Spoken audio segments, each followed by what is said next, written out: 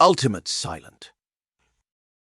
Chris, the smallest and youngest among the Von Erich dynasty, standing at a mere 5'5" and tipping the scales at 175 pounds. First dreams of wrestling glory, he was born into a family legacy, stepped in the sweat and blood of the ring, a legacy crafted by his father, the legendary Fritz Von Erich. Yet, despite the towering success of his older brothers, Mike, David, Kerry, and Kevin, Chris found himself overshadowed, relegated to the sidelines of the fame. Growing up amidst of the sprawling expense of the Texas estate, Chris toiled behind the scenes of world-class championship wrestling, WCCW, his hands stained with the grime of backstage labour. It was here, amidst the roar of the crowd and the clan of metal, that Chris forged his own dreams.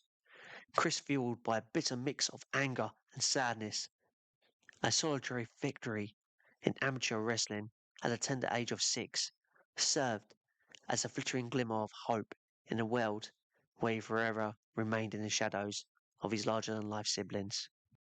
Chris thrust himself into the fray of wrestling drama during the chaotic 1980s, unleashed a storm of aggression and bloodshed.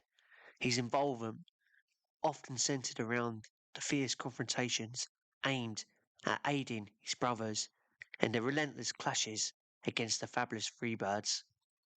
With underlying ferocity, Chris wielded a chair as a weapon, savagely battering Buddy Roberts' back in a brutal display of force. At the Cotton Bowl in 1985, amidst the roar of the crowd and the scent of sweat and blood, he launched himself like a missile at Gino Hernandez, halting Hernandez's desperate attempt to escape the consequences of defeat at the hands of the Von Erichs. Chris transitioned into a full-fledged wrestler, stepping into the spotlight of the United States Wrestling Association, USWA. His emergence sparked a heated rivalry with Percy Pringle, a feud that captured national attention on ESPN. Teaming up with his brother Kevin and longtime comrade Chris Adams, Chris emerged in a series of intense tag team battles against Pringle and the formidable Steve Austin. Despite his relative inexperience in the ring, Chris fervently fought alongside his partners, often deferring to their expertise to take on Austin while he confronted Pringle head on.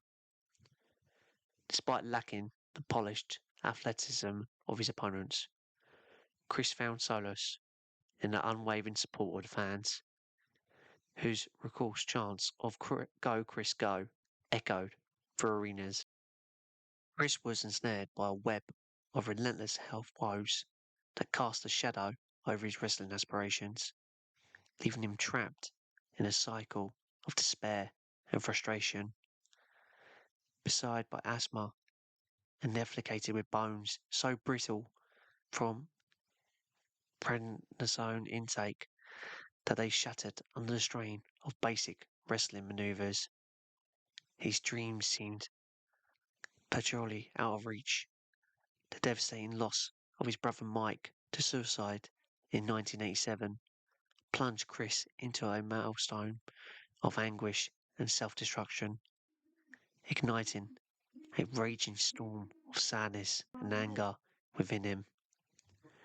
With each setback and each broken bone, his resentment swelled, fueled by the cruel reality of his physical limitations and the cruel fate that seemed determined to thwart his ambitions. On September 12, 1991, a veil of desolation descended upon the Von Erich family. As Chris was discovered by his brother Kevin and mother outside the Eden family farm, his young life tragically cut short by a self-inflicted 9mm gunshot wound to the head.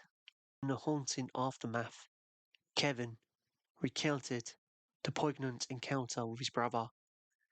A nocturnal visit spurred by a simple request to retrieve a borrowed video cassette tape recorder.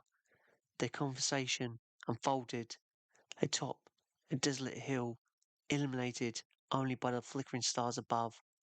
As Chris poured out anguish and despair, his fragile spirit, burdened by relentless torment of his recent struggles, including a fractured arm suffered just weeks prior, trembled under the weight of unforeseen demons. Despite Kevin's fervent pleas and tearful entreaties for hope, Chris's resolve wavered, consumed by unfathomable darkness that engulfed him as the cold tendrils of despair tightened their grip. Chris succumbed to the unbearable weight of his anguish, extinguished a flame that once burned bright with promise.